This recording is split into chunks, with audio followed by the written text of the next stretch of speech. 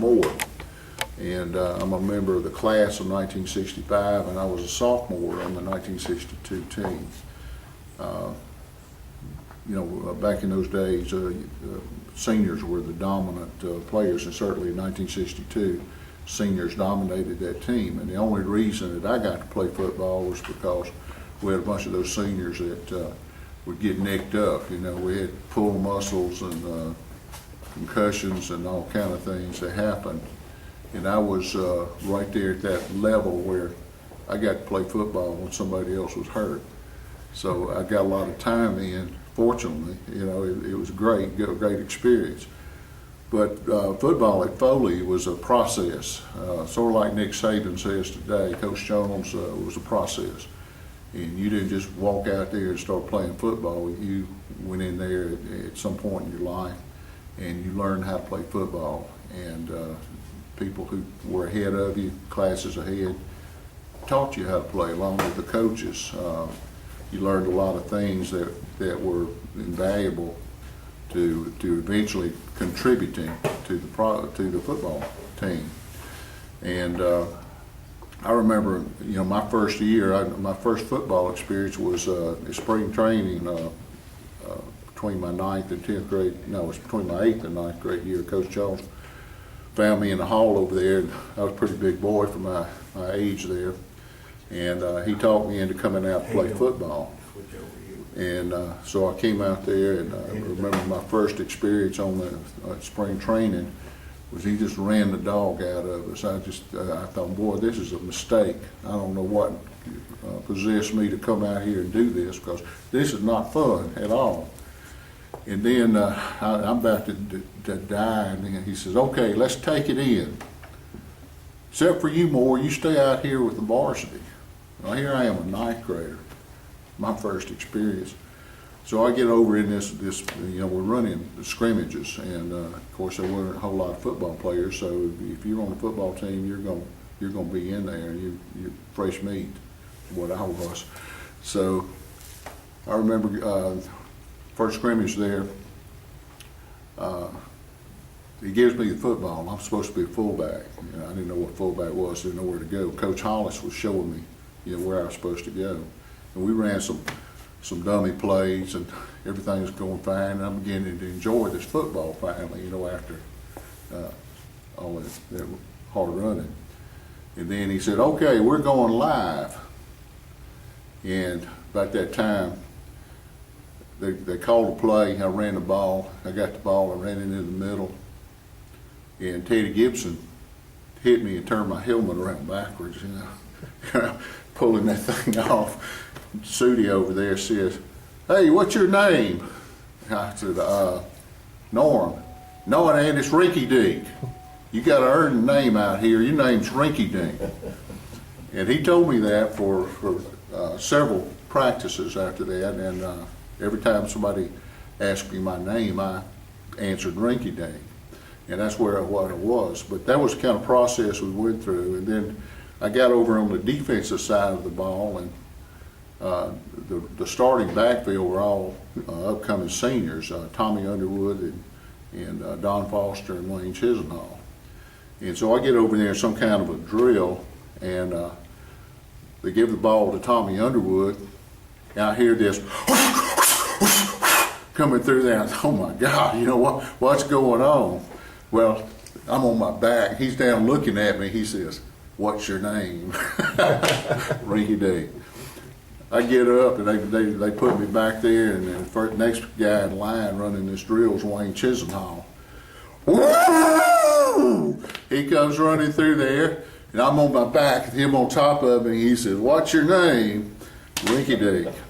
And then he put Foster on there, and then I heard this god-awful noise there. It is, all this kind of noise. It sounded like a freight train and some kind of wild animal, and everything else combined. And he just kept on running. He didn't stop, on top of me. He just kept going. And the only thing I can remember at that point was the shoe in my face mask. And he's running down the field with one shoe. About that time, Sudie says, hey, what's your name? I said, Rinky Dink. Foster comes back, he says, let's give him a name. All right, Moore, pretty good, pretty good. Well, it's pretty good for him. It was pretty bad for me. But that was the kind of process that you had to pay your dues. And then in the 9th grade, of course, I didn't play varsity. I got to dress out, got a few plays in. But by 10th grade, I had paid my dues.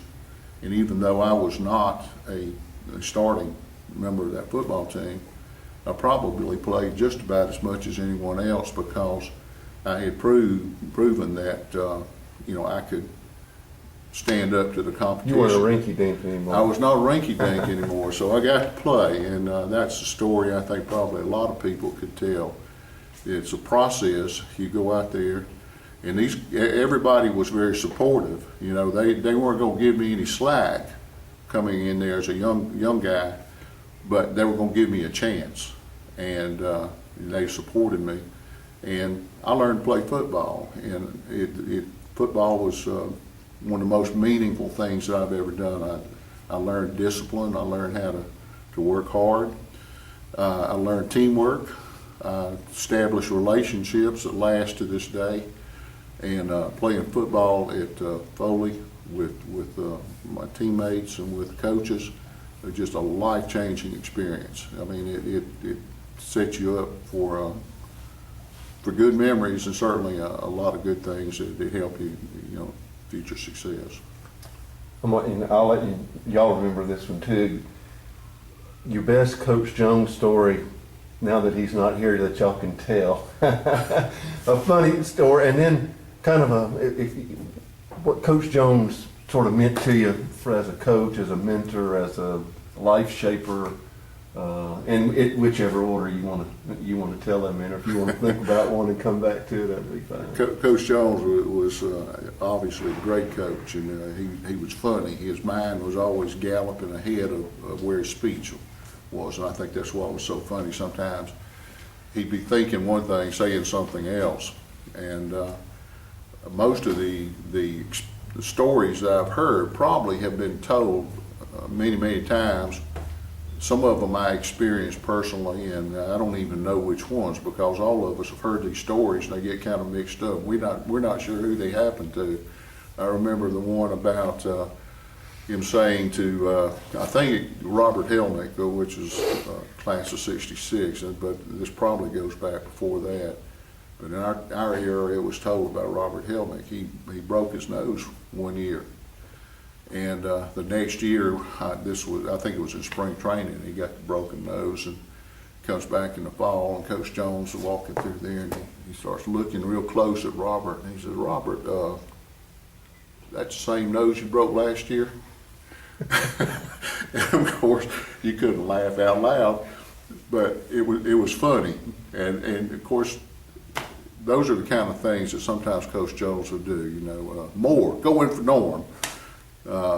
That's probably happened to most of us one time or another.